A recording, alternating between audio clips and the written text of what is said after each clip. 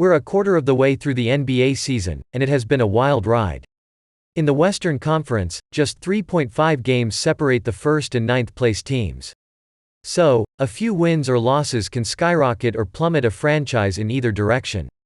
In the East, the Boston Celtics and Milwaukee Bucks continue to establish themselves as the big dogs. Here's our weekly look at which teams and players are rising and falling.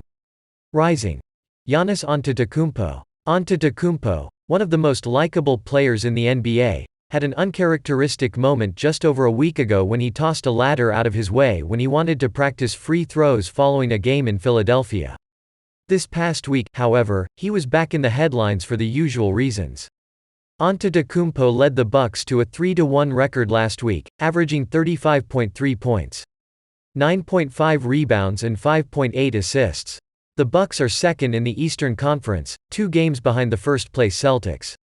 But first, if you're new to the Milwaukee Bucks news channel, enjoy and subscribe now so you don't miss the latest Bucks news, which we're always bringing you firsthand here. Enjoy and like this video, so that YouTube keeps delivering you as the latest Bucks news.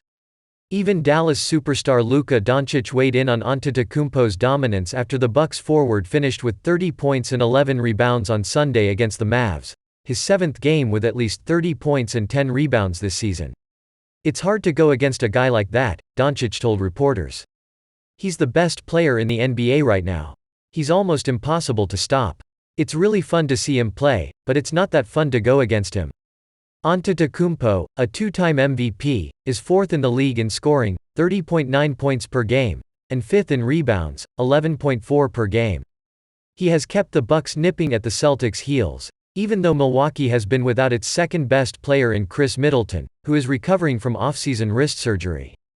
Forget ladder gate. Right now, the only ladder that's relevant for Antetokounmpo is the MVP ladder he is quickly scaling. Falling. San Antonio Spurs. The Spurs will always remain interesting as long as a certain 73-year-old named Greg Popovich is at the helm of the team. But not much else is noteworthy about them right now, except maybe their 8-game losing streak. Sure, this was expected to be a rebuilding year for them after they dealt their lone all-star, DeJounte Murray, to the Atlanta Hawks. But it's still a bit jarring seeing a team that reached the playoffs 22 seasons in a row through 2019 and won 5 NBA championships look so unbelievably bad. But Popovich is taking it all in stride. When asked how he's making losing not miserable, he said it's all about expectations and perspective. "Winning and losing are both basically illusions when we talk to them," he said. "Neither one really guarantees anything. You have to assess an individual's development based on where they started from and how much they continue to glean. Beyond that, you kinda slap yourself. It's really a tough life. I can't pay my electric bill. The players can't pay their gas bills. Gas is too expensive for them to buy. Come on, give me a break. It's the greatest job in the world. So, if you complain, you're an idiot." Rising.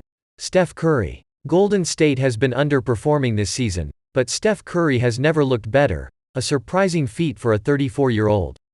He's keeping the defending champs afloat. They've won 3 games in a row against the LA Clippers, Utah Jazz and Minnesota Timberwolves.